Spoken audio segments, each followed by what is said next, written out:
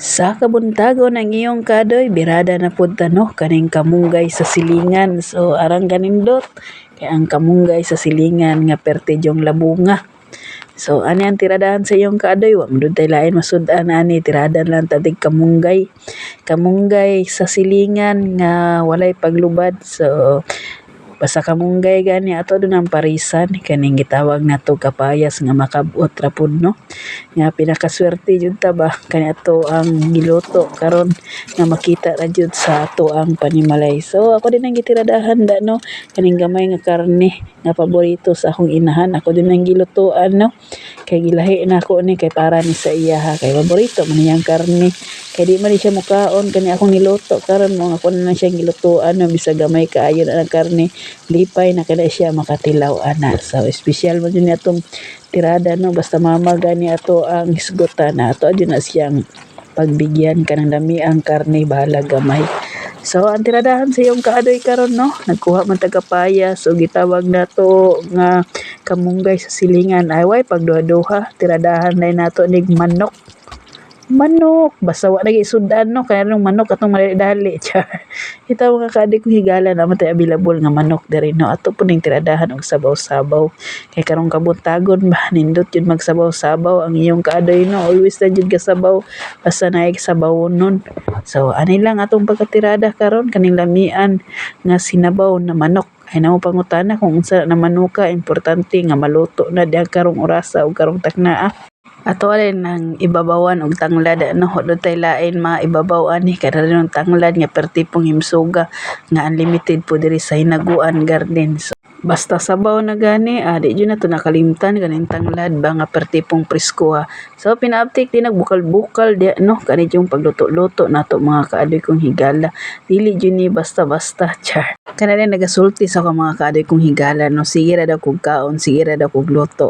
Ayaw na mo katingala mga kaadoy kong higala, sama sa kong giingon. Blessing kay na mga kaadoy kong higala nga sige ra tagluto no, at least nga naatay maluto. So, ani day mga kaadoy kong higala, sama sa kong nagaingon, ay mo katingala, always gabirada ang iyong kaadoy. Mao man ni kasagaran ako content mga kaadoy nga magluto-luto, mao kung ma-share pod nako sa inyo no. May lang pod natay mga kaadoy nga gusto pod magluto-luto dira no, na pod siya mga idea kaning simple nga mga idea ba nga mga inato ra jud nato ang mga luto diring dapita. So perti nang bukala ilunod nato ang kapayas no, nga perti pod ning lamia. So mosabaw day inyong kaadoy no, kanang tama-tama ra pod kay lami man pod ning sabaw no, kanang tama-tama ra pod nga libre ra pod kung asa ra pod taman ang ato ang unod dira, tama ba ko? So hulat-hulat na ta diri mga kaadoy kong higala, kay nakasimot na ko nga perti na jong humuta kaning ato ang sinabaw na manok. So pinaabtik din ang green nato daw, kanang gitawag nato kamunggay nga gikan sa silingan, mao po ni nakadalag bida no, nga during jud nga magluto tag manok nga dili din na pwede nga wala ning gitawag nga kamunggay. So ang iyong kaadoy perti na yung humuta kaning pamahaw nato nga lami jud kay magigop-higop og sabaw. So sa mga kaadoy nako di no, nga always gatanaw sa akong mga vlog, salamat kaayo sa inyohang pagtanaw. Hinaot-on ta nga mo follow, mo share pod mo no sa ako ang mga vlogs bitaw mga kaadoy kong higala. Kato pa dayong wala nakapamahaw dira, tirada na ta diri kaning pamahaw nga lamian nga magigop-higop tag sabaw kaning gitawag nato manok. Arang kahumot kaning sinabaw nga manok nga giluto sa inyong kaadoy.